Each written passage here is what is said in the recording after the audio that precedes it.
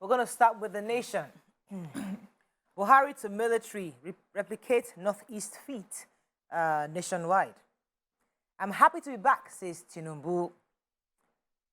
Rivers withdraws charges against Amechi and others. Ngige accuses Jega of bias in federal government / ASUU face-off. Ethiopia suspends visa on arrival policy. Rivers Assembly deletes Umehia as ex-governor. Lai Mohammed PDP clash over corruption claim. Redeemer is Nigeria's best private varsity. And Aisha Buhari Wiki for conference. Okay, which story are we starting with? Okay, Rivers, quickly. So Rivers State House of Assembly finally did something commendable. They delisted the former, just a short period of time, Celestine Ngozichim Umehia was governor just before Rotimi Amechi won in the Supreme Court to be as governor and took over from him. So it was an election petition issue. He had won at the elections, but, you know, there were issues because he was nominated from, I think, from party. They had an inter-PDP issue at the time. Amechi was in court, and just a few months in office, he was now made former governor, getting all the entitlements, pension, and all of that. And so, finally, his governorship between May 29 and October, now they collect pension of the same year. How many years?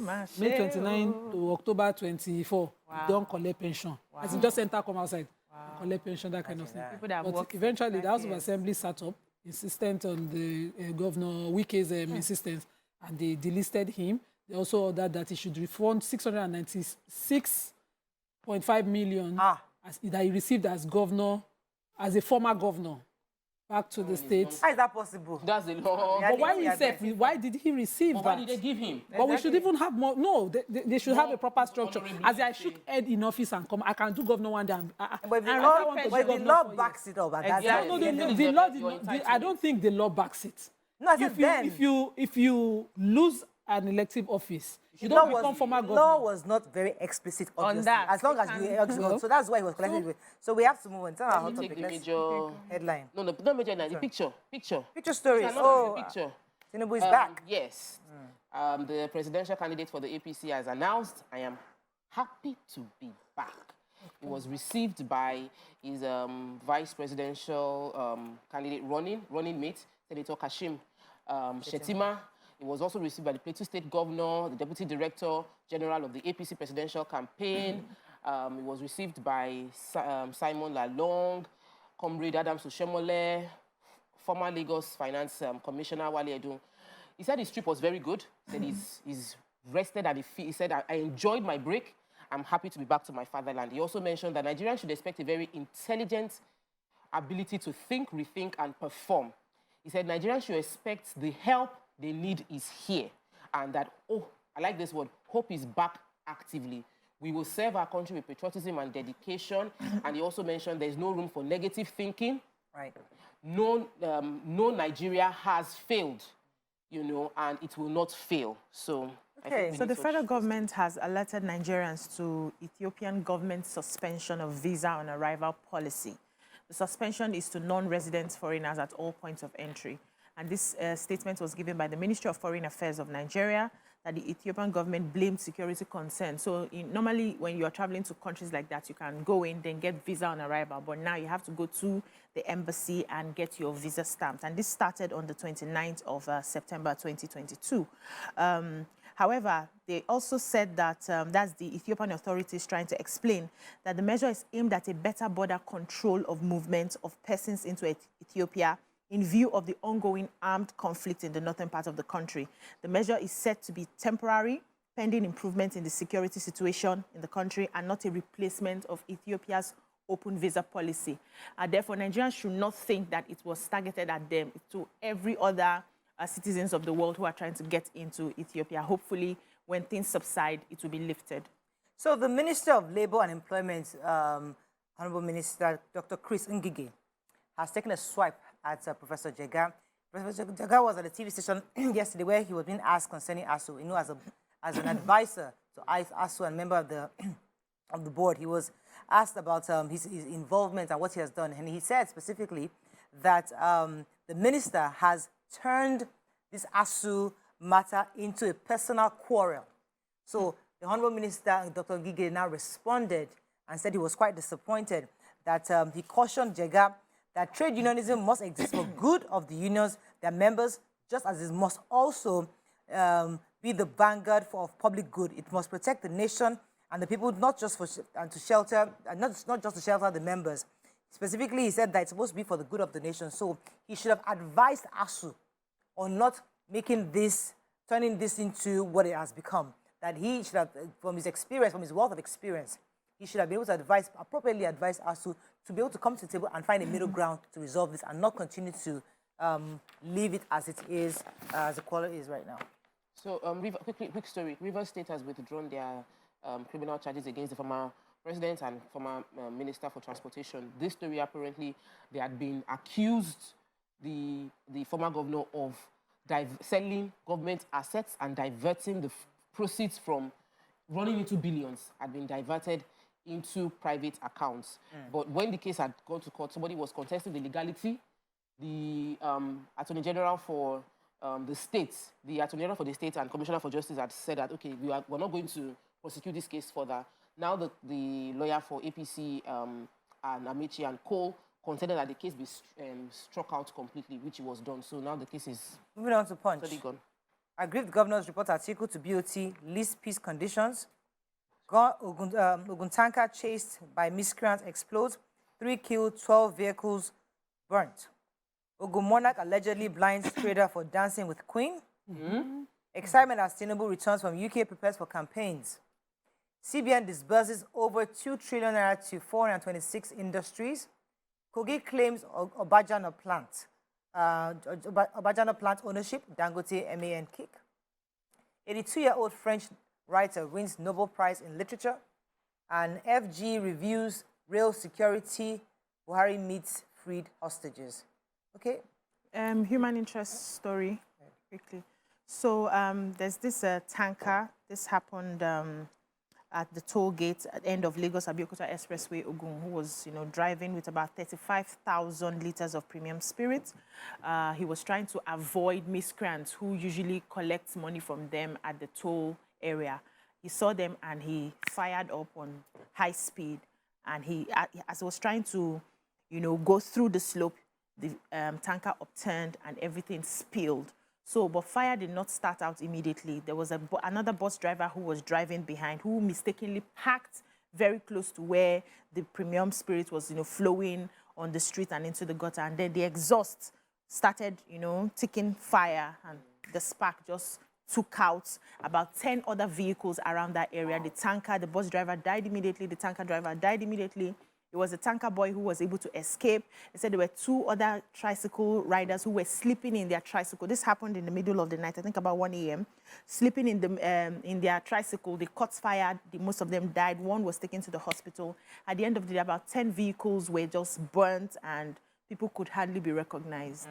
Really sad. Another story? So I have the Monarch that blinded a trader. So this caterer, Wasiu Oduwole, makes food at events, was invited to a hotel in Ikenne, Sagamu local government, and at that event, the traditional ruler himself, Nureni Oduwaye, I don't have his kingdom from the story, but then he attended that event in company of his queen, who he claimed that the trader or the caterer was dancing with.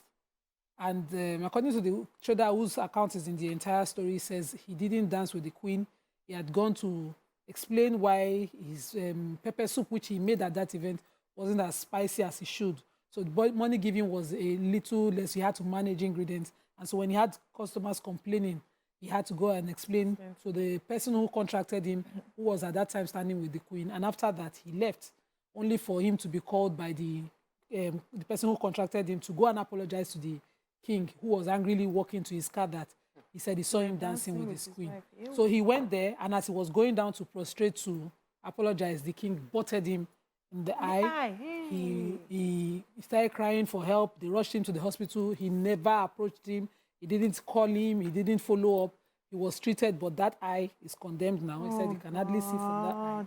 And the way the king has so comported himself, King of Bali, I don't know, because the kingdom wasn't mentioned here, was, was totally insensitive. He never, followed through. And so they're asking for justice. They reported the matter to the police. The police confirmed that they've investigated the matter. The mother of the caterer says the police are trying to cover up, but they're asking that the king be charged. They're saying no, because he's king, they have to settle it out of court. That's what the police have said. So they've come to the police Somebody's eye, to assist them. How do you settle But that? the eye This matter. is really, really sad story. Whoa. Just go on They a should do a break. civil When we come matter back, we on this continue with our review. Stay with us. We'll be right back. Okay, we're still reviewing Punch. Tokwe took a story there. Yes, I want to take the story of the CBN. So the CBN has disbursed total of 2 trillion naira to about 426 industries. They have this they call it the real sector facility. It's a program that has given 66 billion to 12 additional projects in manufacturing and agriculture. There's also a program that the CBN, part of the money went through the CBN, 65 naira for every dollar repatriated in official window, sold at the EI window to authorized dealers. They also had a 35 naira for every $1 brought in for export-based transaction. All of these are policies to sort of increase the flow of forex into Nigeria, as obviously we know that we've been hit hard by foreign exchange crunch. Part of the policies they've also pushed for is called Product Add Value Export, PAVE. And they said this PAVE system is going to make Nigerians only consume what we are producing, and then will be exporting the excess, given that this is similar to what they did in South Asia, which improved South Korea, Taiwan, Malaysia, and Singapore. We don't have a shortage of good ideas. We just need to implement successfully till the end, not to implement at Follow one point. through. This is really, really a good initiative that they are. So last week, earlier in the week, I had taken a story concerning the BOT, the PDP issue that was happening.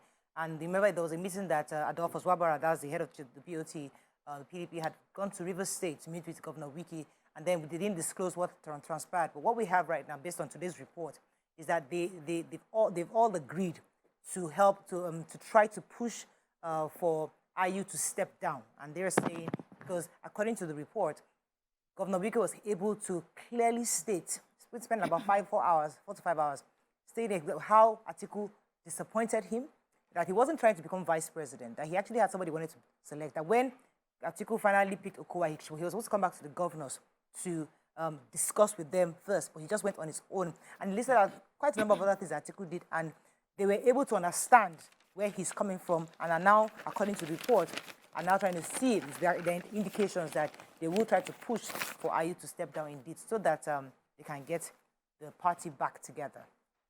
Moving on quickly now to Daily Sun. Defense Headquarters reveals how train attack victims regained freedom. Ohaneze to mobilize Igbo for 2023 census. Your votes will count, INEC assures electorate. 2023 budget, Senate axes NPA, Customs, NIMASA, and 7 others. Guards Brigade arrest 65 suspects over alleged plan to disrupt Independence anniversary. Nigerians going through hell over economic hardship, says Khan. Bajano, Kogi moves to recover cement company from Dangote. Okay, which story are we starting with? The major headline. So the Defense Headquarters disclosed how the remaining 23 hostages of the Abuja-Kaduna train attack was released. They said the victims who were abducted March 28 were rescued through a non-kinetic operation by the Nigerian Armed Forces in conjunction with the security agencies in the country. They said that on Wednesday. So why are you people laughing? Non-kinetic. Non-kinetic, yes, now. So the Director of Defense Media Operation, DMO, Major General Musa Damadami, was the one who said this, and he refused to give details of what had happened. He said the question should not be what did they do to rescue these, people. But the most important thing is the fact that the people were held for about 6 months and they were able to be rescued. That's what we should be concerned about. And giving details will, further traumatize these people who have already gone through a form and, several trials and trauma. So he said they went ahead, they were able to conduct several ambushes, clearance operations, fighting patrols, cordon and search, as well as kinetic again, and non-kinetic operations. And that yielded much success. There were other things that they achieved. They said 2 abducted Chibok schoolgirls, Yana Pogo and Rejoice Senki, with their children, along 12 other abducted victims were rescued at Bula Davo village in Bama local government area. And said another 418 suspected repentant terrorists who were tired, they claimed that they were tired of the Boko Haram ideology, surrendered at different locations to the government, and they're still going ahead to continue with some of these successes. We are Kinetic and non-kinetic. Let me quickly follow up with another report from the Defense Headquarters. The Director of Defense Media Operations, Major General Musa Damadami, also reported how they arrested 65 suspects, attempting to attack the federal capital during the October 1st celebrations. They said they combed the Guards Brigade combed the Karashi Hill and surrounding villages of the Abuja Municipal Area Council and found these 65 hoodlums dressed in black attires, carrying weapons. They also arrested some drug peddlers. They also arrested several other criminals and illegal miners around that period of time. That's good. Good Really one. good. I'm really happy that we finally, at least you can put to rest the Abuja train challenge. I want to take the story of NPA, the government, the Senate access NPA custom, the matter 7 orders from 2023 budget. I was trying to understand it. So apparently there's a new financial model that the Ministry of Finance wants to test out. And so they have removed a few government-owned enterprises from the 2023 budget. Total government-owned enterprises that we have is 63, and 10 out of them have now been removed from this budget. They said they'll be placed on cost of collection to serve as a test for other GUs. Maybe they will not have to internally fund their expenditure or fund their overhead. That wasn't made clear. But NCC, NPA, CAC, NAMASA, NUPRC, FIRS, Customs, JAM, NAFDAC, all of these government-owned enterprises will no longer be in the 2023 national budget. And we're waiting to see how that test will work out. Moving on to the Nigerian Tribune. Twists and turns in Wike's rivers. FG ASUU consultation for out-of-court settlement fails. Zamfara government agrees to pay 30,000 minimum wage. Youth protests in Ibadan over EFCC arrests. Nigeria has received over 2,000 military fighting equipment in 7 years, says Buhari. Why I want to be laughing at 84, says Archbishop Ladigbolu. 14 days after leaving for UK, Tinubu returns to Nigeria. 11 banks shortlisted to disburse $350 million cabotage funds. And Obajana Kogi presents report, moves to recover cement company from Dangote. Okay, which story are we taking? I was going to start with our president said his administration has procured over 2,000 fighting equipment since he came on board 7 years ago. He said that they also purchased 550 naval platforms, out of which 319 has been delivered, and they have an aggressive fleet of the Navy. He also said that they have increased the number of Nigerian Air Force platforms by more than 38%. And so he was pretty much speaking at the ceremony of the Nigerian Defense Academy 69 regular course in Kaduna State on Thursday. He was just giving a countdown of all that has been done. He stressed that their bid to fulfill their promise to neutralize Boko Haram terrorism in the northeast, which has spread to other neighboring countries, will be definitely enforced. And they have asked the army to reinforce what they did in northeast across the country. Yeah, so follow-up of the story I took yesterday about a Dangote refinery in Kogi State. The Kogi State government said... Dangote cement. Cement. Kogi State, I'm in the future. Kogi State. So the government is saying that it will enter into negotiations once Dangote Group is ready to admit that Obajana cement plant does not belong to it. So the governor, Yahaya Bello, said this while he was presenting the state's claim to the ownership of the plant. Now, the documents are from the report of the Specialized Technical Committee on the Evaluation of the Legality of the Alleged Acquisition of Obajana Cement Company, PLC. Bottom line of the story is that the Obajana, that's the Dangote Industries Limited, is claimed to be invalid, null and void because it did not go through the appropriate authorities to get the papers for that place. The government is saying that this is a government-owned property. You did not pay any form of interest to the government. You did not buy it off the government. It belongs to the government. And so they are going to be presenting, the House of Assembly needs to sign off for Dangote to be able to manage that refinery. And Okay, the government we have to run. So we can't take any more stories, but let me just take the headline in Vanguard. Insecurity evolved, assumed other dimensions, says Buhari.